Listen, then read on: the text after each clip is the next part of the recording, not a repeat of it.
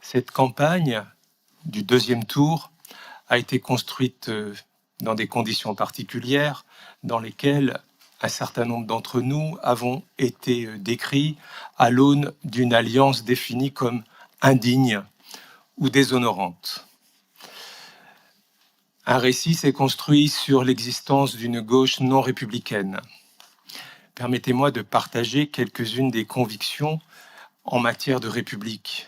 Nous puisons notre inspiration chez les conventionnels de 1792, chez les ouvriers socialistes qui ont contribué à construire la Deuxième République avant d'être trahis par les républicains de droite et par les bonapartistes, chez les Dreyfusards aussi, qui ont combattu un état-major corrompu, antisémite et réactionnaire, chez les militants de l'unité antifasciste dans les années 30 et chez les résistants, bien sûr, qui, au péril de la torture, de la déportation, de la fusillade, parfois expéditive, ont combattu pour, dans la clandestinité, défendre la République.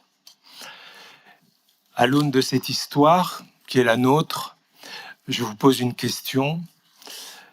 Dans les cadres de l'exercice de vos pouvoirs de police municipale, que ferez-vous face à des agissements tels que ceux qu'on a pu constater au soir à la veille du deuxième tour, samedi dernier, où l'on a vu un groupe de l'Action française, dont certains arboraient des signes clairement nazis, et qui exprime clairement, que M. Ranjard connaît peut-être, il aura peut-être assez exprimé sur cette question, et qui en tout cas forment des groupes violents et clairement anti-républicains, authentiquement anti-républicains.